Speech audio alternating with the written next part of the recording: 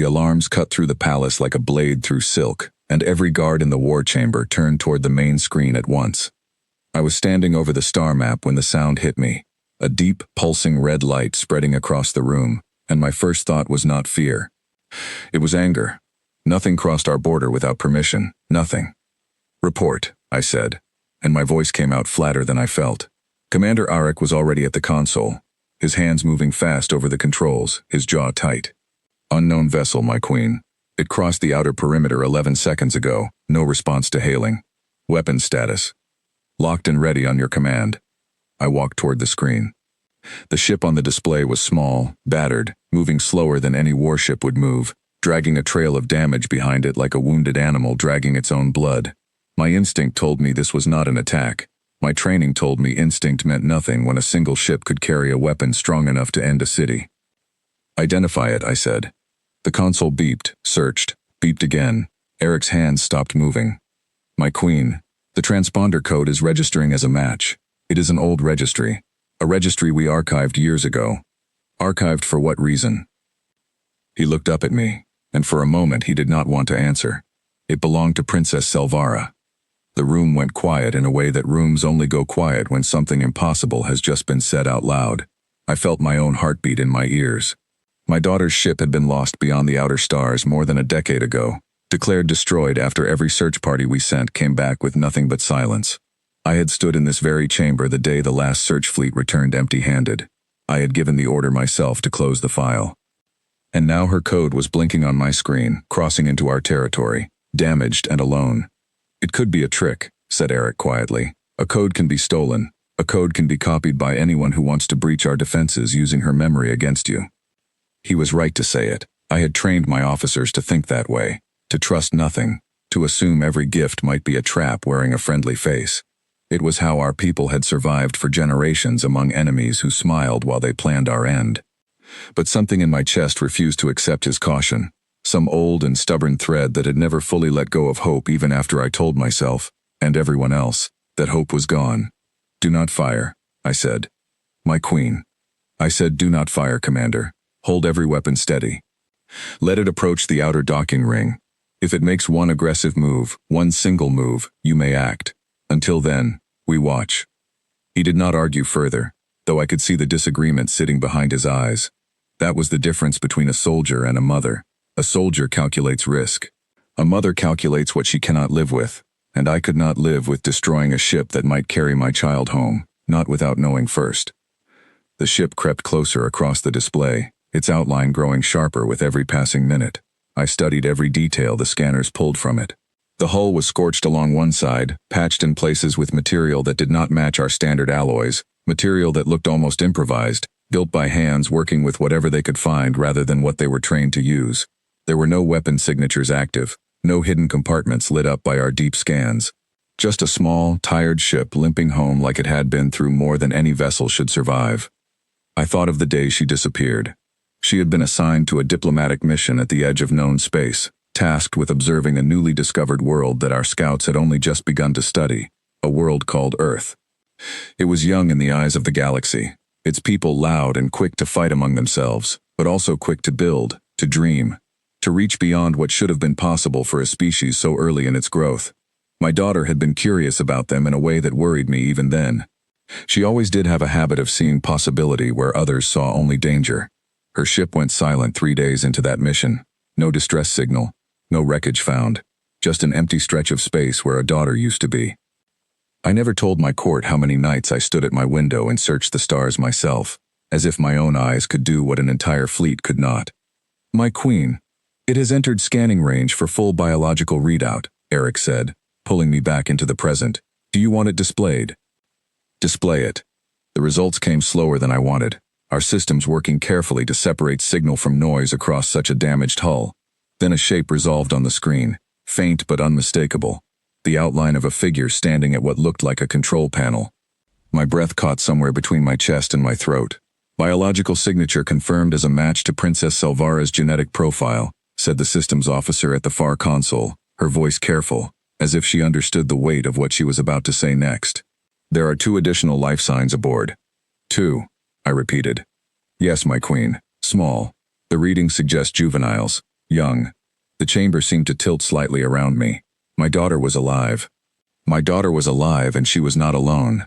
I had prepared myself, over many quiet years, for the possibility that she might return one day wounded, or changed, or carrying scars from wherever she had been.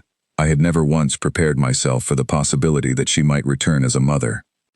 "Whose are they?" I asked, though some part of me already feared I knew the answer before the officer spoke. "The readings are unusual, my queen.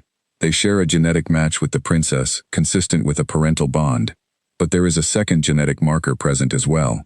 One that does not match any registry we hold on file. It appears to be a marker consistent with the species designated Earth, human." The word landed heavy in the room. I watched the faces of my council shift, some toward confusion, some toward something colder, something closer to alarm. Our laws on bloodline and succession were old, older than most of the walls around us, built in a time when purity of lineage meant survival itself. A child born of two different worlds had never once, in all our recorded history, stood anywhere near a throne. "Continue tracking the vessel," I said, keeping my voice even though nothing inside me felt even at all. "Prepare the primary docking bay. I want full medical team standing by, and I want them standing by quietly, not as a spectacle. This is my family returning home, not a prisoner arriving for judgment." "And the children?" Eric asked carefully. I looked at the small shape still glowing faintly on the display, two tiny points of light sitting close beside the larger shape of my daughter, as if they had been holding on to her the entire time the scan was running. "They are my family as well, until I decide otherwise," I said. "Treat them accordingly." He gave a short nod and turned back to his station, though I could feel the questions still hanging in the air behind me, unspoken but not unheard. I knew this was only the beginning of a storm that would move through my court the moment word spread, and word always spread fast in a palace built on whispers. The ship crossed the final distance slower than any of the others before it, drifting rather than flying, as though its pilot no longer trusted the vessel to hold together under speed. I watched every meter of that final approach with a tightness in my chest I had not felt since the day she vanished. Twice the ship's trajectory wavered, correcting itself at the last moment, and twice my hand tightened on the edge of the console without me even realizing I had reached for it.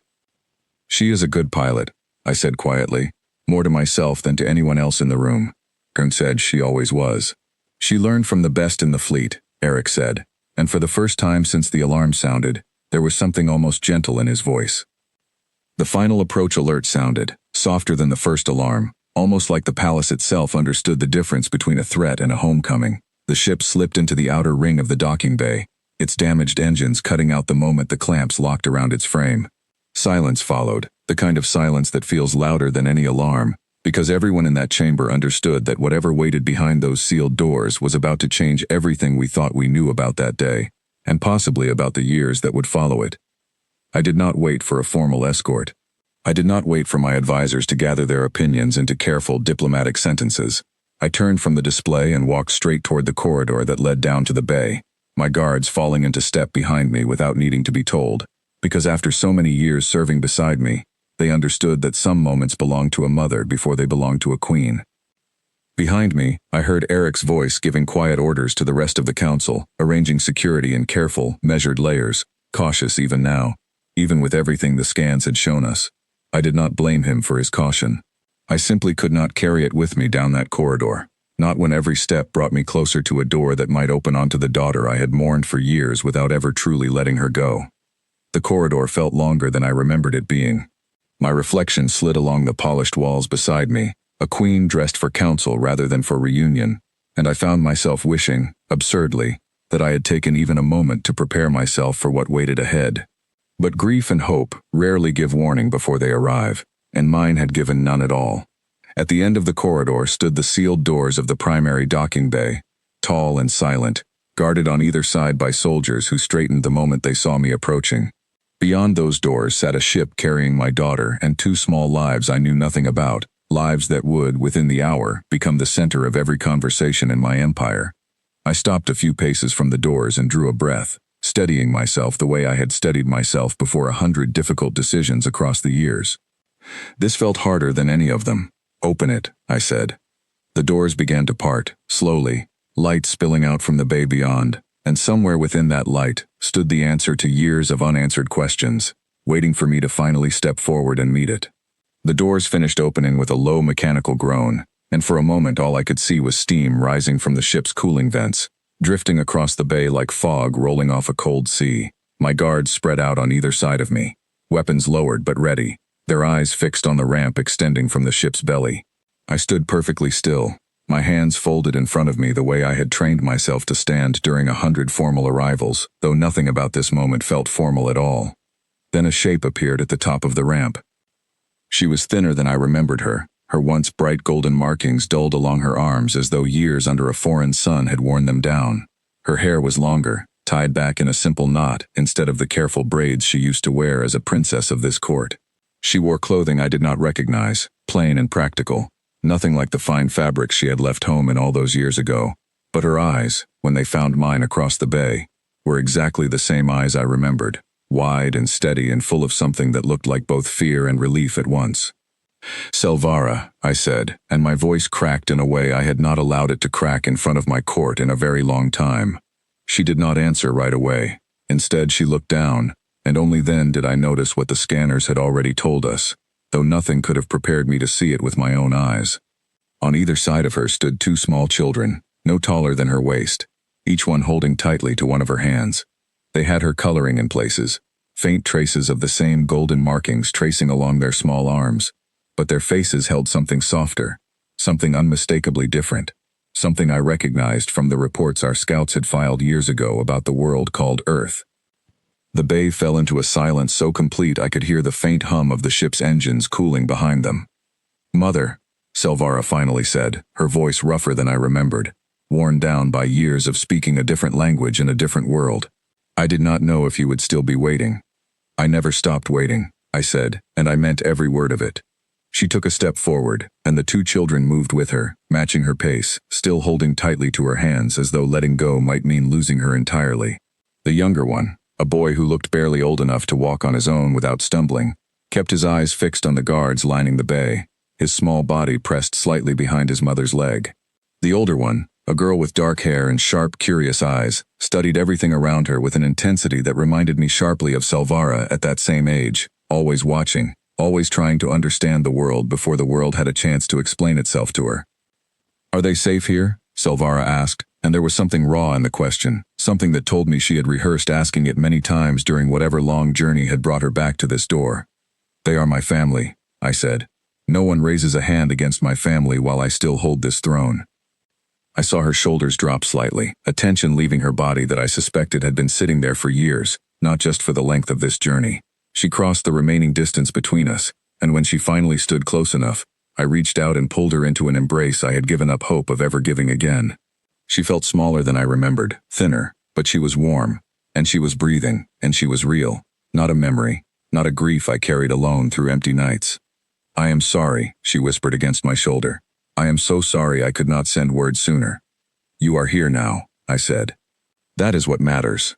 When I finally released her, I looked down at the two children still standing close beside her, watching me with a caution that no child should have to carry, a caution that told me they had learned, somewhere along the way, that new places and new faces were not always safe.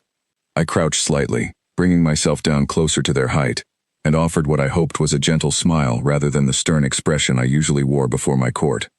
"And who are these two brave travelers?" I asked softly.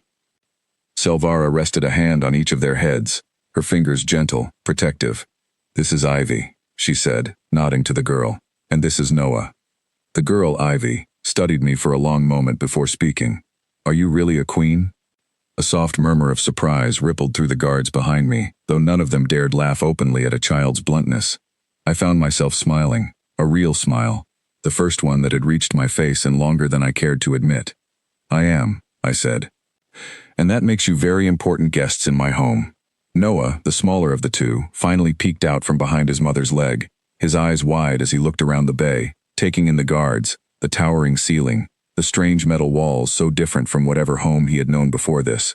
He did not speak, but he did not look away either, and I recognized, in that quiet watchfulness, a resilience that would serve him well in the years ahead, whatever those years turned out to hold.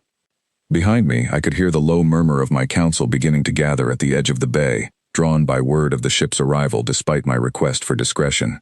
I turned my head just enough to catch Eric's eye, and the look he gave me told me everything I needed to know. Word was already spreading through the palace. By evening, it would spread through the capital. By the end of the week, every noble house in the empire would know that the missing princess had returned, not alone, but with 2 children carrying blood from a world we barely understood. "Come," I said, straightening and offering my hand to Selvara. "Let us get you and your children somewhere warm, somewhere quiet, away from all of this." She hesitated for only a moment before taking my hand, and together we began to walk from the bay, the 2 children moving close beside her, still holding tightly to the mother who had carried them across the stars to bring them here. I could feel the eyes of my council following us as we passed, could feel the questions building behind their careful expressions, questions about bloodlines and succession and law that I knew I would have to answer eventually. But not yet, not on this day. On this day, I only wanted to be a mother again, welcoming home a daughter I had never truly stopped searching for, even after I told the galaxy, and myself, that the search was over. As we walked deeper into the palace, away from the docking bay and the murmuring council, I glanced down at Selvara, at the exhaustion carved into her face, the careful way she kept glancing back to make sure her children were still close behind her. There was a story behind that exhaustion, a long and difficult story I could sense sitting just beneath her silence, waiting for the right moment to be told. "You do not have to explain anything tonight," I said quietly. "Rest first. The rest can wait until morning." She looked at me with something close to gratitude, though I could see in her eyes that the story she carried was not one that would let her rest easily, not yet, not until she had finally said it out loud to someone who would listen without judgment. "Thank you, Mother," she said. "There is so much you do not know." "Then tell me when you are ready," I said. "I have waited years to hear your voice again. I can wait a little longer to hear your story." We continued down the corridor together, a queen, her long-lost daughter, and 2 small children holding tightly to a hand that had carried them safely home across more distance than any of them had ever expected to survive. Behind us, the docking bay doors closed slowly, sealing away the battered little ship that had somehow, against every reasonable expectation, managed to bring my family back to me. But even as relief settled over me, a small and steady voice in the back of my mind refused to fully quiet itself. Ships did not arrive damaged like that without a reason. Daughters did not return after years of silence without a story worth telling. And children carrying blood from 2 different worlds did not appear at the edge of a throne without eventually forcing that throne to answer difficult questions about what it truly meant to belong. Whatever peace we found tonight, I understood, was only the calm before questions I would soon have no choice but to face.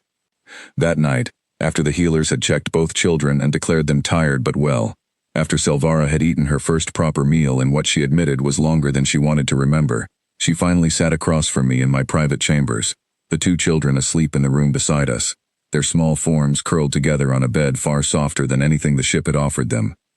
"I need to tell you everything," she said, wrapping her hands around a cup of warm tea she had barely touched. "Before the council asks their questions, before Eric asks his questions, I want you to hear it from me first." "I am listening," I said, settling into the chair across from her. She was quiet for a long moment, staring into the cup as though the words she needed were floating somewhere beneath the surface, waiting to be gathered. "The mission was supposed to be simple," she began. "Observe the world designated Earth, record their development. Report back within a season. I never expected the ship to fail the way it did. A fault in the navigation core, something none of our engineers had ever seen before, tore through half our systems in seconds. I barely had time to send a distress signal before the ship went dark and started falling." "We never received that signal," I said quietly. "I know," she said. "I found out later it never left the ship's transmitter. The same fault that killed our navigation killed our communications at almost the same moment. By the time I understood what was happening, we were already falling toward the surface, and there was nothing left to do but try to survive the landing." I said nothing, letting her continue at her own pace, though every word pulled tighter at something in my chest. "I woke up in wreckage," she said.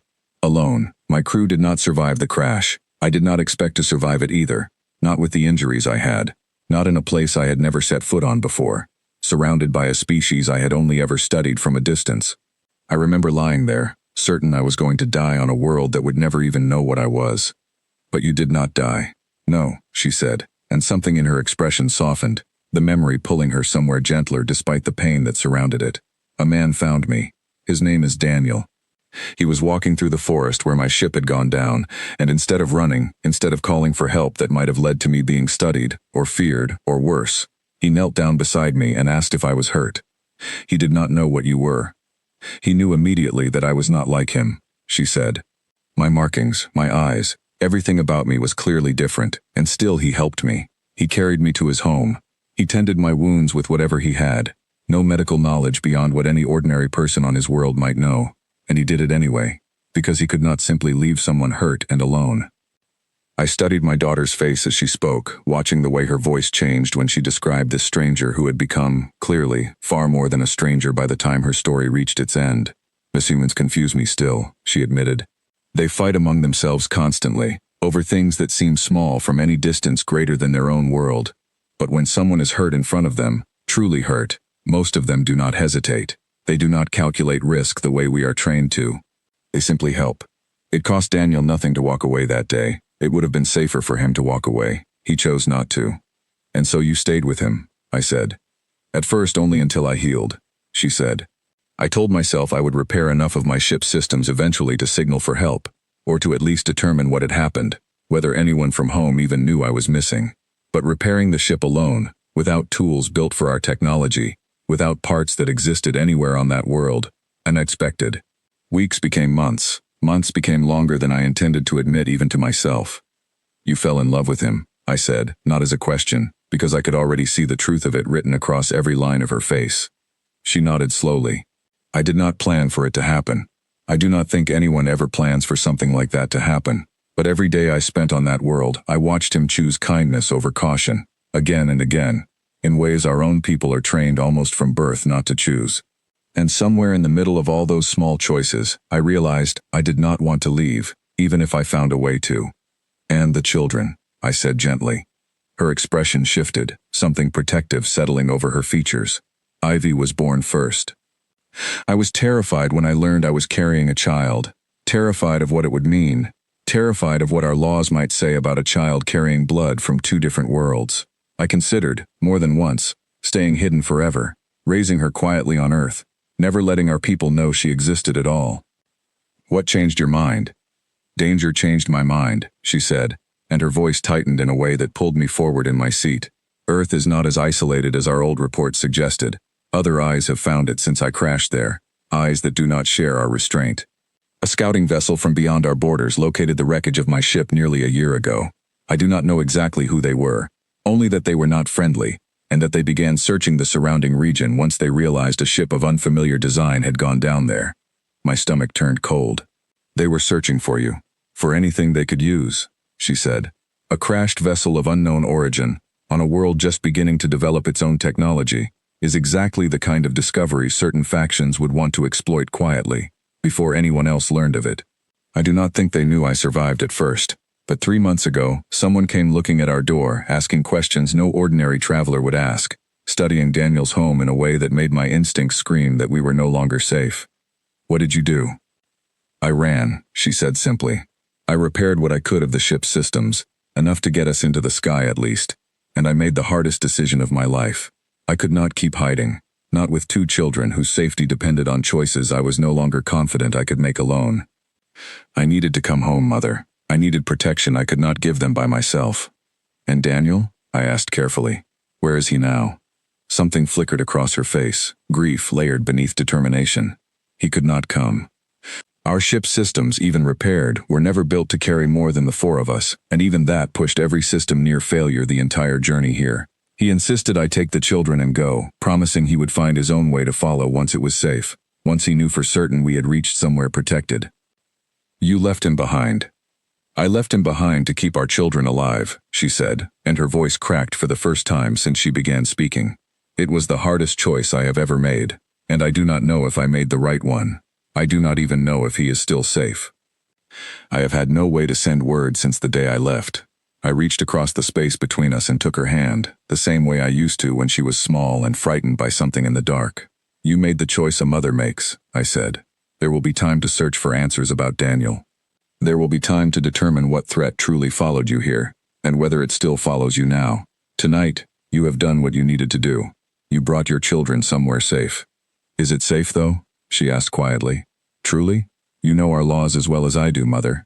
The moment the council learns Ivy and Noah are not simply my children, but children carrying blood from an outside species, they will not see two frightened little ones who survived a crash and a journey across the stars. They will see a violation of everything our bloodline laws were built to protect. I did not answer right away, because I did not want to offer her comfort I was not certain I could deliver.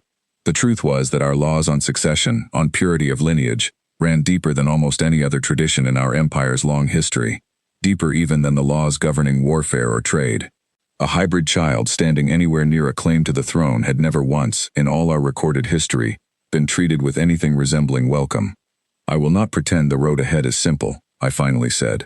There are those in my court who will call for exactly the response you fear. There are noble houses who would use this moment, use your children, as a weapon against my rule if given the smallest opening to do so. Fear flashed openly across her face for the first time since she had arrived. Then what do? We prepare, I said. Not with fear, but with strength. Ivy and Noah will need more than my protection alone, if this becomes the fight I suspect it will become. They will need to be seen, not as a scandal to be hidden away, but as exactly what they are, children who survived more in their short lives than most adults survive in a lifetime, carrying strength from two different worlds inside them rather than weakness. You believe that, she said, searching my face carefully. You truly believe that, or are you only saying it to comfort me? I believe strength that survives against impossible odds does not care what bloodline it was born into, I said. Your children crossed the stars to reach this palace, Selvara. Whatever the council decides to call them, I already know what I choose to call them. My grandchildren. Nothing spoken in that council chamber will change that truth, no matter how loudly it is argued. She let out a slow breath, something between relief and exhaustion settling over her shoulders, and for the first time since she had walked down that ramp in the docking bay, I saw the smallest trace of hope return to her expression. There is something else, she said quietly, after a long pause. Something I have not told you yet, and something I fear may matter more than anything else I have said tonight. Tell me. The scans our ship's systems recorded during the pursuit, before I fled Earth, she said. I managed to save fragments of data on the vessel that was hunting us. It was not simply an unaffiliated scouting party, Mother. Parts of its identification signature matched something buried deep in our own old archives, something connected to a noble house that fell out of favor generations ago and was believed extinguished entirely. A cold weight settled in my chest at her words, old memories stirring of a family whose name I had not allowed myself to think about in years, a family whose ambitions once nearly tore this empire apart from within before they were finally, and quietly, dealt with. Which house? I asked, though some deep instinct already dreaded the answer before she spoke it.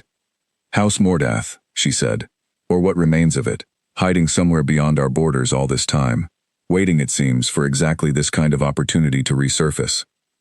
The name settled over the room like a shadow falling across a fire, and I understood, in that moment, that whatever peace had come with my daughter's return tonight was only the first calm breath before a storm that had clearly been building far longer than either of us had realized.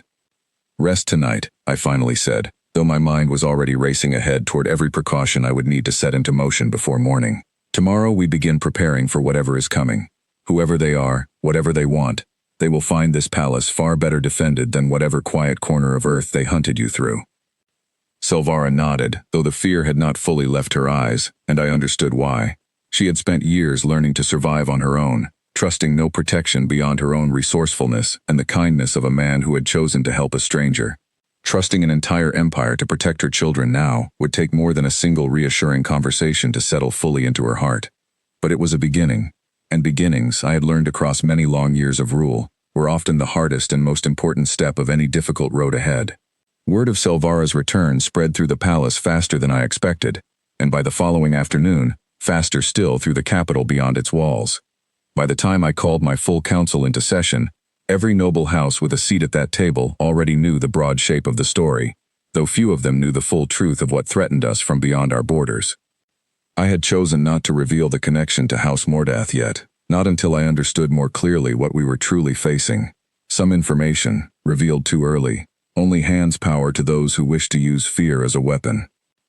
The council chamber was full when I entered, every seat occupied.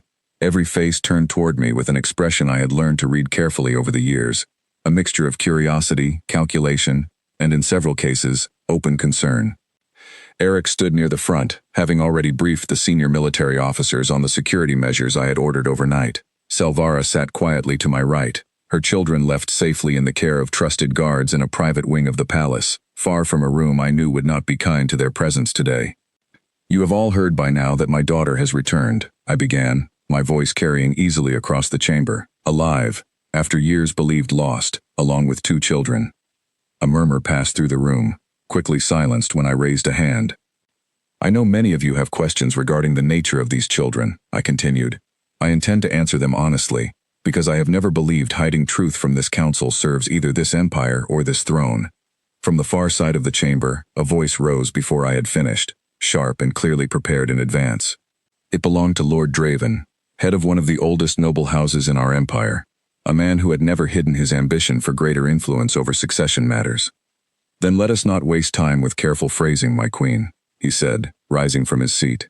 The children are hybrids, half of a species we have barely studied, barely a generation removed from primitive conflict among themselves. Is this not correct? It is correct, I said evenly, refusing to let his tone unsettle mine. Their father is human. Their mother is my daughter, a princess of this empire by blood and by right, regardless of who she chose to love. With respect, my queen, Draven said, though his voice carried little respect at all. Our laws on succession exist precisely to prevent situations like this one. Bloodline purity is not simply tradition, it is protection. Protection against outside influence reaching this throne through means our ancestors wisely chose to guard against. These children are not attempting to reach my throne, Lord Draven, I said. They are children. Frightened, exhausted children who survived a journey across the stars to reach the only safety their mother believed still existed for them. And yet, he pressed, your daughter is your only heir.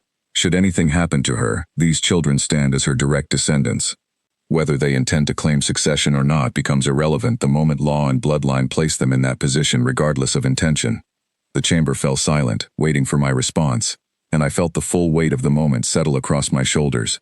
Draven was not wrong about the law, not technically, and every noble in that room understood exactly what he was maneuvering toward.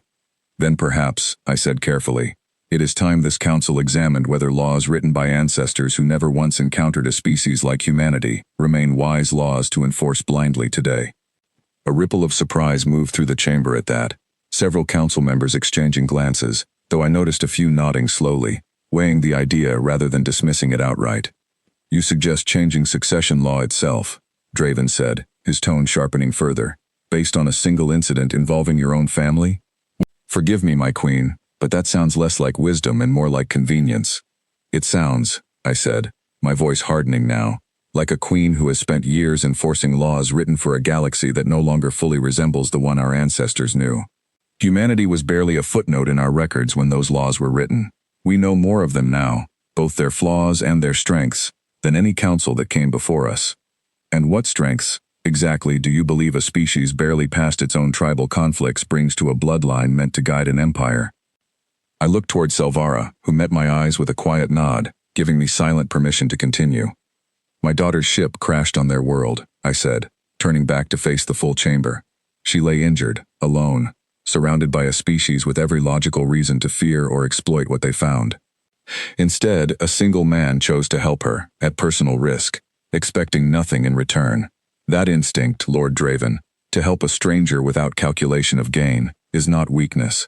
It is the very trait that kept my daughter alive long enough to return home to us at all. Silence held the chamber for a long moment. Sentiment, Draven finally said, though his voice had lost a fraction of its earlier certainty, does not rewrite generations of established law. No, I agreed, but results might, if this council is willing to look honestly at what those results have shown us. Before Draven could respond further, another voice spoke from further down the table, quieter, more measured. It belonged to Lady Saren, an older council member known throughout the court for rarely speaking unless she had weighed her words carefully in advance. My queen, she said, may I ask a direct question of the princess herself? I glanced at Selvara, who straightened slightly, and gave a small nod. You may. Princess, Saren said, you have lived among these humans for years. You understand them, likely better than anyone else in this chamber ever will. Setting aside sentiment, setting aside the personal matter of your children, do you believe, as someone who has studied them closely, that this species holds genuine value worth this empire's attention, beyond simple curiosity. Selvara rose to answer, and I felt a small swell of pride at the steadiness in her voice as she spoke. I do, she said. They are flawed, certainly. They argue among themselves constantly. They move quickly toward conflict in ways our own people learned to temper generations ago. But they also possess a resilience I have rarely seen matched anywhere else. They do not simply survive hardship, they rebuild from it, again and again, often stronger than before, and their loyalty, once earned, runs deeper than almost anything I witnessed growing up within these very walls. A romantic assessment, Draven muttered, though quieter now, less certain than before. An honest one, Selvara said, meeting his gaze directly. I did not choose to fall in love with a human because it was convenient, Lord Draven. I chose it because, across every difficult day I spent on that world, he showed me a kind of courage I had rarely encountered even among our own warriors, a courage that expects nothing in return for kindness given freely. The chamber remained quiet for a long moment, and I could see, in the faces around that table, that the argument had shifted, even if it had not yet fully turned. Some faces remained hard, unmoved, clearly aligned with Draven's position regardless of what evidence stood before them. Others looked thoughtful, weighing what they had heard against generations of assumption they had never before been forced to question. This matter clearly requires further deliberation, Saren finally said, breaking the silence. I would propose this council reconvene in 3 days, allowing time to properly consider the full weight of this decision, rather than rushing toward judgment out of fear or convenience. Several council members murmured agreement, and even Draven, though clearly unhappy, did not object outright to the delay. 3 days, I agreed, though something in my instincts told me 3 days would not be nearly enough time to settle a matter this deeply rooted in tradition and fear. This council will reconvene then to render its judgment. As the chamber began to empty, Arik approached me quietly, his expression tight with concern that had nothing to do with the political debate we had just weathered. My queen, he said, low enough that only I could hear. There is something you need to see. Security picked it up during the session. What is it? An unregistered vessel, he said, entering the outer edge of our system less than an hour ago. It broke off contact with our tracking systems shortly after entering range, using methods our systems are not accustomed to countering easily. My stomach tightened. Memory of the name Selvara had spoken the night before rising sharply in my mind. House Mordeath. Eric's eyes widened slightly. You already suspected them? I feared it, I said. Increase every layer of security around the princess and her children immediately. Whatever debate this council chooses to have over the next 3 days, it means nothing if we are not still standing to hear its final judgment. He nodded sharply and moved to carry out the order, and I turned back toward Selvara, who had clearly heard enough of the exchange to understand exactly what it meant. They found us, she said quietly, fear tightening across her face once more. Even here. They will find nothing waiting for them but a fortress prepared to defend what matters most, I said, though even as I spoke the words, I understood the coming days would test that promise more severely than almost any threat I had faced across my long years upon this throne. Whatever quiet peace had briefly settled over the palace with my daughter's return, it was clear now that peace would not last uncontested. A storm was gathering at our borders, one built not only of political debate within these walls, but of old enemies circling from beyond them, drawn by the same discovery that had brought my family home. And somewhere far across the stars, a man named Daniel remained behind on a world he had chosen to protect above his own safety, unaware of just how far the shadow chasing his family had already begun to reach. The attack came on the second night, far sooner than the 3 days the council had promised themselves to deliberate. I was reviewing security reports in my private study when the first alarm sounded, different from the one that had announced Selvara's arrival, sharper, more urgent, the kind of alarm reserved only for a direct breach of the palace's inner defenses. I was on my feet and moving before the second alarm even finished sounding. Report, I demanded into my communicator as I moved swiftly down the corridor toward the wing where Selvara and her children were housed. Unidentified strike team breached the eastern perimeter, Eric's voice answered, tight with tension I rarely heard from him. Small group, highly trained, moving directly toward the princess's quarters. We are engaging now. My blood ran cold. How did they get past outer security so quickly? They knew our patrol patterns, my queen. This was not a random attempt. Whoever planned this had detailed knowledge of our palace defenses. House Mordeath, I thought grimly, quickening my pace. No random opportunist would have possessed information that precise. This was a plan built by someone who had once belonged within these very walls, someone who understood our defenses from the inside before their exile years ago. I reached the corridor leading to Selvara's wing just as the sound of a struggle reached my ears. Sharp voices, the clash of weapons fire against reinforced walls, and beneath it all, the terrified cry of a child. "Ivy!" I heard Selvara shout from somewhere ahead, and I broke into a run, my personal guards close behind me. I rounded the corner into chaos. Two of my palace guards lay wounded against the wall, still breathing but clearly overwhelmed, while three figures dressed in dark, unmarked armor pressed forward through the corridor, toward the door where I knew Selvara had barricaded herself and her children. Eric and a full unit of soldiers were already engaging the intruders, weapons fire lighting the corridor in sharp bursts. "Fall back and cover the door," I ordered, my own weapon drawn, years of training returning to my hands as easily as if no time had passed at all since I last needed them in battle. One of the intruders turned at the sound of my voice, and even through the dark visor covering his face, I could see him hesitate for just a fraction of a second upon recognizing exactly who stood before him. That hesitation cost him. Eric's shot caught him squarely, dropping him before he could raise his weapon fully in my direction. The remaining two intruders realized quickly that their approach had lost the element of surprise, and their focus shifted from reaching the door to breaking free of the corridor entirely. But Eric's soldiers had already moved to cut off their retreat, boxing them into a position with no clear escape. "Surrender," I called out, my voice carrying clearly despite the chaos. "You are outnumbered, and reinforcements are already sealing every exit from this wing." For a moment, neither intruder moved, and I could see them calculating, weighing options that had clearly narrowed far faster than whoever planned this mission had anticipated. Then, without warning, one of them raised a small device from his belt, and I recognized the shape immediately. A self-destruct charge, the kind used by operatives who would rather deny an enemy any information than risk capture and interrogation. "Down!" I shouted, and every soldier in the corridor dropped instinctively as the charge detonated with a sharp burst of light and sound. When the smoke cleared, both intruders lay motionless, the explosion having taken their own lives rather than allowing capture. Frustration flooded through me even as relief settled alongside it, relief that no further harm had reached Selvara's door, frustration that whoever sent them would now learn nothing of their failure except silence. "Secure the area," Eric ordered his remaining soldiers, moving quickly to check on the wounded guards while I hurried to the barricaded door. "Selvara," I called, knocking firmly. "It is safe now. Open the door." A long moment passed before the lock disengaged, and the door opened to reveal Selvara standing protectively in front of her two children, a weapon clutched tightly in her own hands, clearly taken from a fallen guard during the chaos. Her eyes were wide, her breathing ragged, but she had not broken, had not frozen, had instead placed herself directly between her children and whatever threat came through that door. "Are you hurt?" I asked, quickly scanning all three of them for any sign of injury. "We are fine," she said, though her voice trembled slightly with the aftermath of fear finally beginning to release its grip. Ivy heard them coming before the alarm even sounded. She has always had sharp instincts, even as a baby.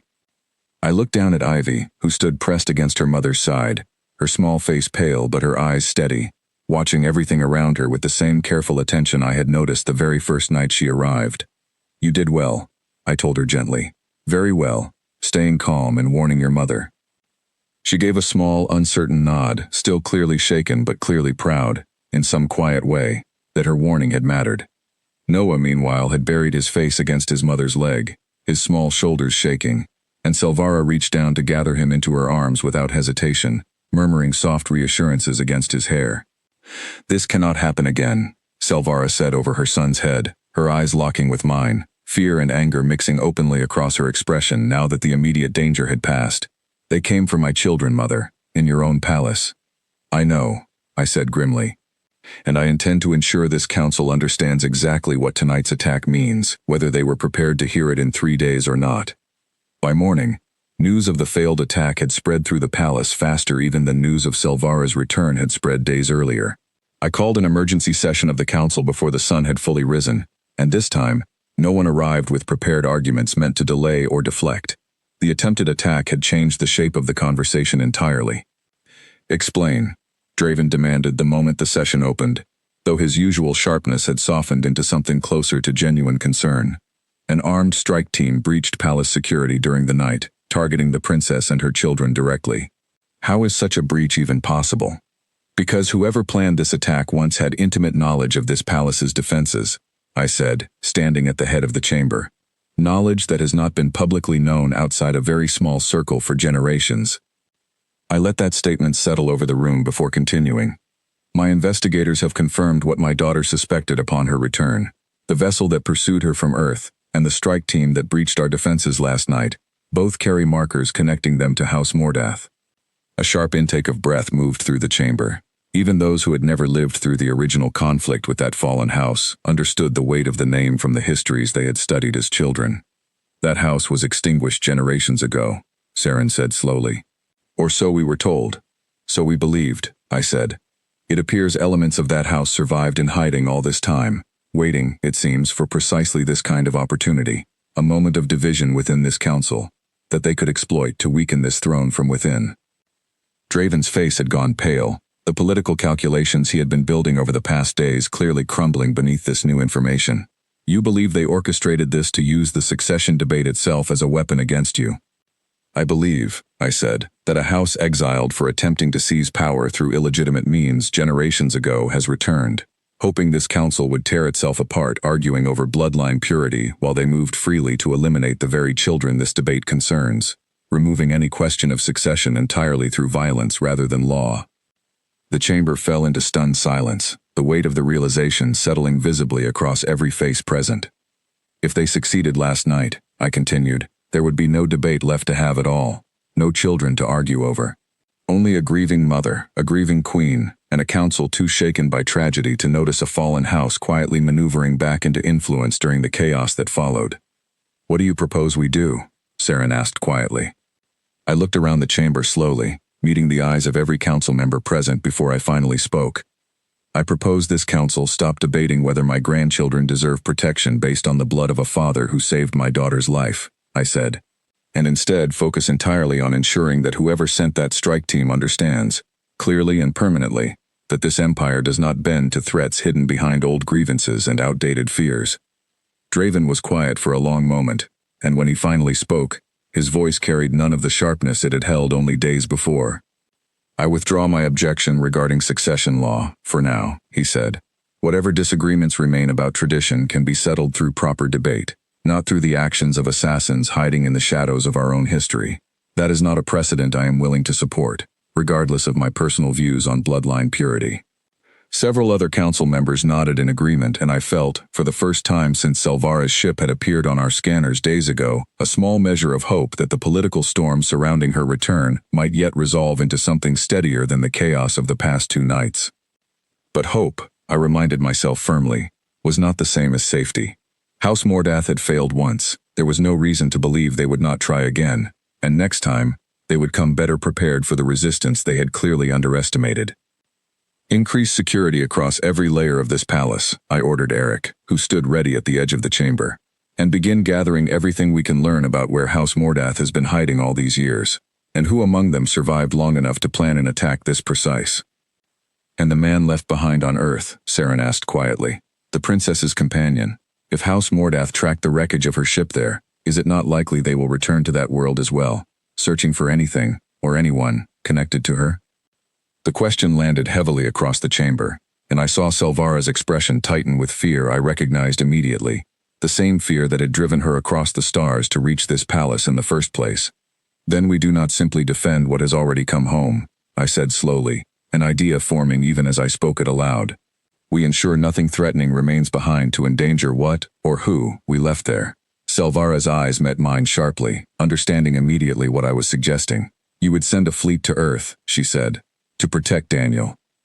I would send a fleet to Earth, I confirmed, to ensure that whatever remains of House Mordeath finds nothing there worth pursuing further, and to bring home the man who saved my daughter's life, and gave me 2 grandchildren I intend to protect for as long as I hold this throne.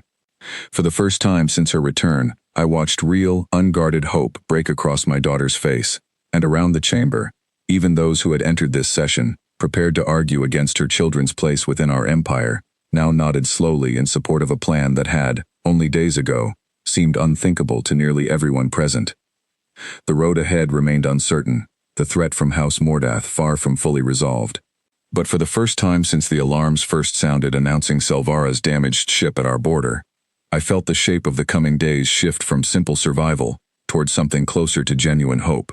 A path forward built not on old fear, but on the same stubborn, resilient courage my daughter had described finding on a distant, chaotic little world called Earth. The fleet departed 3 days later, carrying enough soldiers and enough patience to search every corner of Earth if necessary, though I hoped desperately it would not take nearly that long.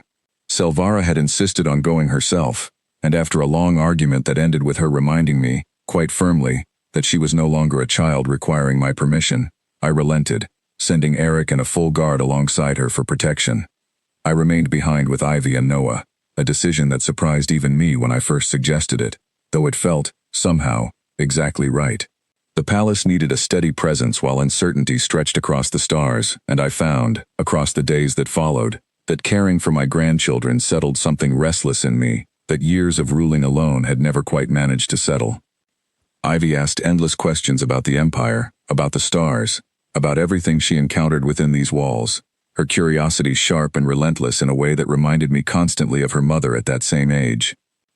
Noah remained quieter, more cautious, but slowly. Over the days that followed the attack, I watched him begin to relax within the palace walls, his small shadow trailing mine through quiet hallways, as though he had decided, in his own careful way, that I could be trusted.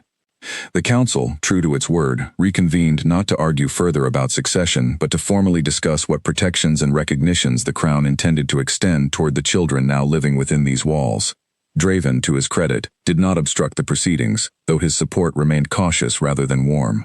Saren, on the other hand, became something of an unexpected ally, visiting occasionally to speak quietly with Ivy about the histories she was beginning to learn, patiently answering questions with a gentleness I had rarely seen her extend to anyone within the court before.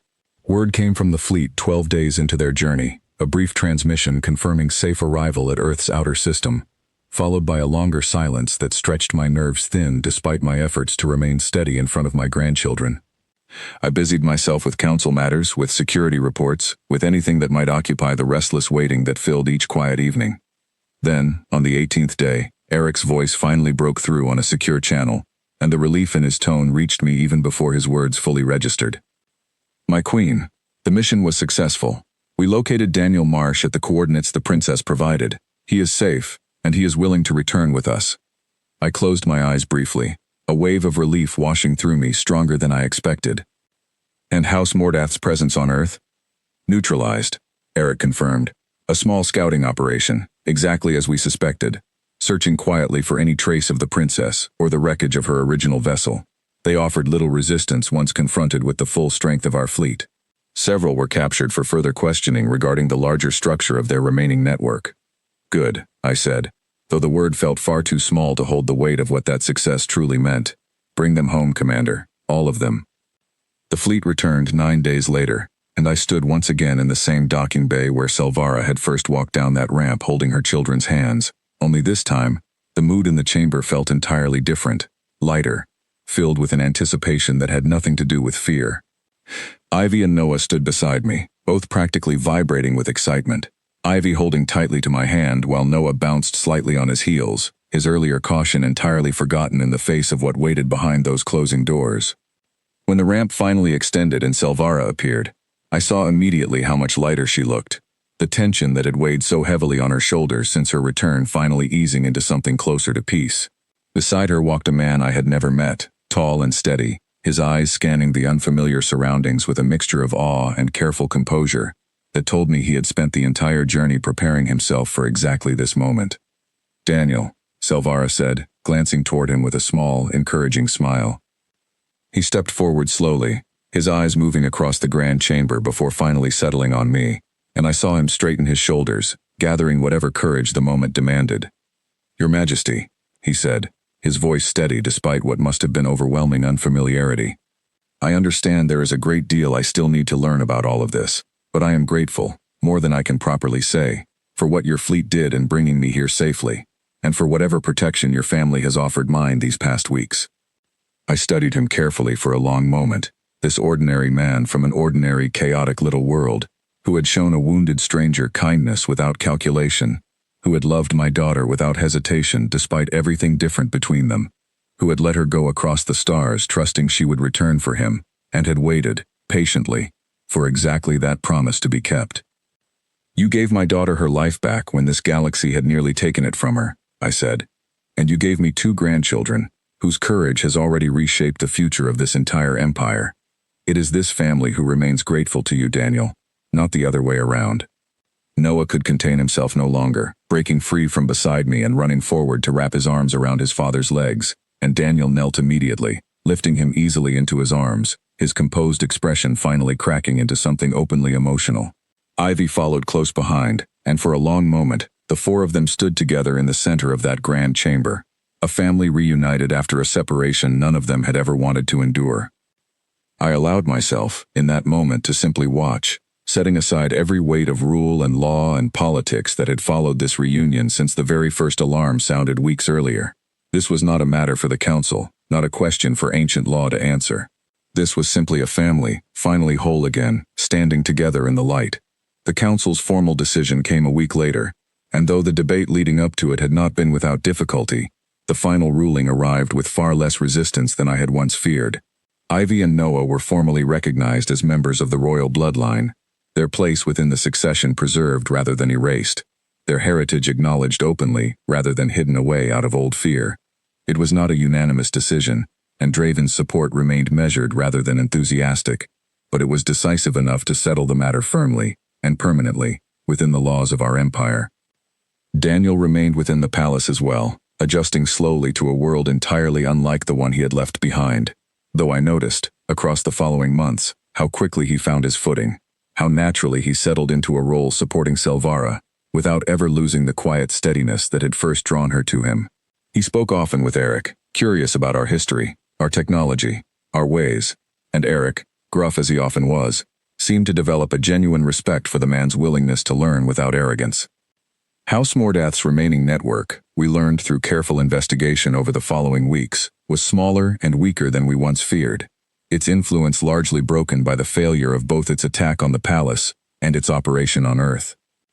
It did not vanish entirely, old threats rarely do, but it retreated far enough into hiding that the immediate danger to my family finally eased into something closer to lasting safety.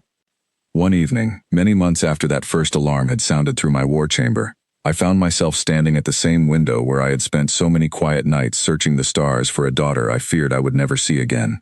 This time, I was not alone. Silvara stood beside me, Daniel a step behind her with Noah asleep against his shoulder, and Ivy stood close to my side, her sharp eyes fixed on the same distant point among the stars that I knew, without asking, marked the direction of the small, chaotic world called Earth. "Do you think we will ever go back?" Ivy asked quietly. "Just to see it again?" "Perhaps," I said, "when you are older, and when the galaxy has grown a little steadier around us." "I would like that," she said. "I want to see where Papa grew up." Daniel smiled softly at that, shifting Noah gently in his arms. "I would like to show you," he said, "all of it. It is not perfect, not by a long way, but it is home, in its own way." "This is home too now," Silvara said, resting her head briefly against my shoulder, the way she used to as a child seeking comfort after a difficult day. "Yes," I agreed, wrapping an arm around her, feeling the steady warmth of my family gathered close around me after so many long years of quiet grief and uncertain hope. "It is." Looking out at that same endless field of stars that had once carried my daughter away from me, and had eventually carried her home again, holding tightly to 2 small hands that had changed the future of everything I ruled, I understood, more clearly than I had ever understood anything before, that strength was never truly about the purity of blood running through a bloodline. It was about the courage to help a stranger without expecting anything in return. It was about a mother's willingness to cross impossible distances to protect her children. It was about a father waiting patiently for a promise to be kept, and a grandmother willing to defy centuries of tradition for the sake of family finally, fully, brought home. Whatever storm still waited somewhere beyond those stars, I knew now, without doubt, that we would face them together, stronger for every difference that had once seemed, to lesser eyes, like nothing more than an impossible divide.